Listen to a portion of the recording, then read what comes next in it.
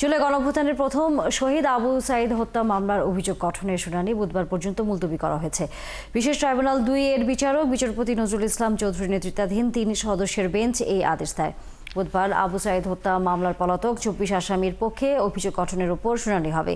তাদের পক্ষে রাষ্ট্রনিযুক্ত ৪ আইনজীবী কার হয়ে লড়বেন সেটি নির্ধারণ করে দেন বিচারপতি নজরুল ইসলাম চৌধুরী।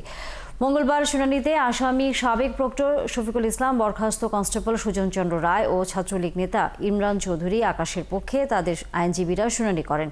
মামলা থেকে আসামিদের অব্যাহতির আবেদন জানান তারা। পলাতক শুনানির আগে সকালে বেগম রোকেয়া বিশ্ববিদ্যালয়ের সাবেক প্রক্টর শরীফুল ইসলাম, বরখাস্ত হওয়া এএসআই আমির হোসেন, কনস্টেবল সুজন চন্দ্র রায় সহ ৬ আসামিকে ট্রাইব্যুনালে নিয়ে যাওয়া হয়। রংপুর বিশ্ববিদ্যালয়ের তৎকালীন প্রক্টর শরীফুল ইসলাম সাহেবের পক্ষে আর্গুমেন্ট করেছেন, অর্থাৎ ডিসচার্জ চেয়েছেন। সুজন চন্দ্র রায়ের পক্ষে তার লয়ার ডিসচার্জ চেয়েছেন। আর ইমরান চৌধুরী আকাশ, ছাত্রলীগ নেতা, তার পক্ষে ডিসচার্জ চাওয়া হয়েছে। প্রত্যেকজন আসামি পক্ষের যারা আছেন তাদের স্টেট ডিফেন্স এবং উপস্থিত অন্য আসামি তাদের বক্তব্য উপস্থাপন করার পরে আমরা রিপ্লাই দেব।